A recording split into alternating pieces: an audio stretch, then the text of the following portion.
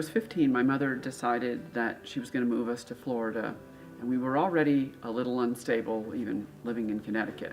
When we moved to Florida, my mother couldn't really get a job that paid enough to support the 4 kids she had, and we ended up homeless and living in her Ford LTD with our dog and our cat and the 4 of us kids and my mother. There was no father figure who was there. I was just a little bit older than you 8th graders, and you can have a huge impact on people who are a lot less fortunate than you, for Christ or against Christ. And the choice is yours as to whether you impact them for Christ or not. I'm going to tell you a story about a Christian that I knew back then when I was 15 and a half. My mother, after a time of living in the car, we also had a lot of starvation going on. And we went to the church where we had been going and asked them to help us. And the pastor of the church told my mother and I, that if we were following Christ, our cupboards would be full, and then they refused to help us. And that had a serious impact on my entire family as to whether the rest of my siblings came easily to Christ and whether we followed Christ. And they set an example for us that wasn't very Christ-like, basically. So, and it caused my family to really struggle and stumble. And so you kids have the power to make a different decision than that and help people so that they can see Christ in you, because when they can't see Christ, you're not ever going to be able to lead them to Christ if they can't see Christ in you.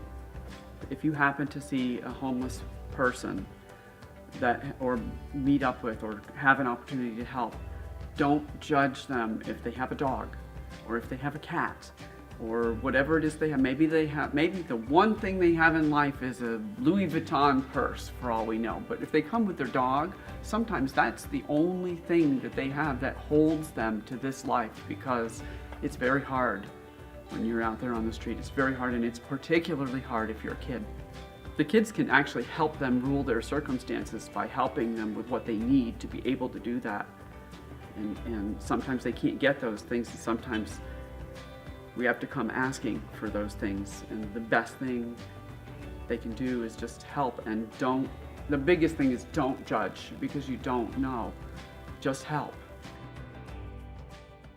And we can make a difference, as Mrs. Watson said. Each of you can make a difference every single day. And first and foremost, we need to be informed. We need to open our eyes. We need to understand that God has called us to love people, no matter who they are, what they look like, what they believe. We are called to love people, period. Period. So, Mrs. Watson, thank you, first of all, for sharing your story. Can we give her a round of applause, first of all?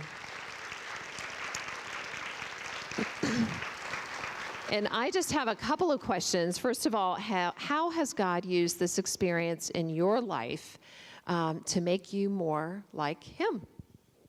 God actually used my homelessness as an incredible experience later on, because when I was going through all of that, I really didn't understand it. I didn't understand God's purpose for what was happening to me and my family. But when I got older, I did understand. Sometimes in our lives, we're really blessed to get to see why God had us go through something.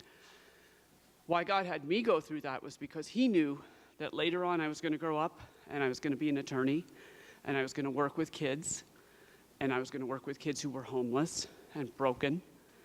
And He knew that I needed to know what it was like for them, so that when they said whatever it was that was going on in their life, and I said to them, I know where you're coming from, that it would be the truth, and that I would know where they were coming from. And I got the chance to tell a lot of them that when things come up in your life, you have two choices. One is that you can rule your circumstances, or you can let your circumstances rule you. And which of those choices you decide to make will impact the rest of your life. And so for those kids, that really helped them, and that's one of the ways that God used that to be able to show Him to the kids that I was working with.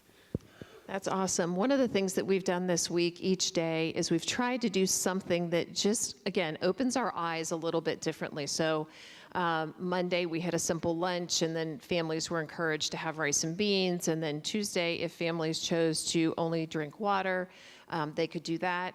And then yesterday and last night, we slept on the floor without a pillow, without a blanket. And I have to tell you, one of the most precious things was somebody sent me a picture this morning of a student, so precious, just sleeping so sweetly. And just as a reminder that that's normal. That's just normal for most of the world. We're actually very unusual. This country is very unusual in terms of how incredibly blessed we are. And so when you have to do that here, there's a feeling of a lack of safety that comes with it. It's normal elsewhere, but here, those kids are generally not feeling very safe when that happens to them. Yeah. And then today, we're wearing the same clothes we wore yesterday. We didn't wash them. We're just wearing the same clothing.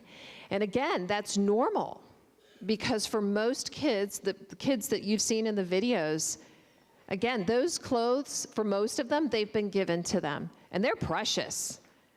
I remember there was a girl, and she had this sweet dress on. Man, you could tell she took care of it. She took care of it.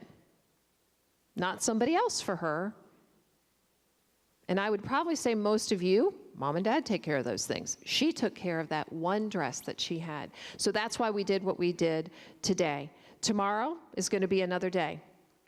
We're going to be doing something very special tomorrow here as we meet together. So kind of as we close this up today, if there's just one or two pieces of advice that you could give to kids, what would that look like? What would that be? The biggest thing is don't judge, because you don't know the reasons why people are in the situations that they're in.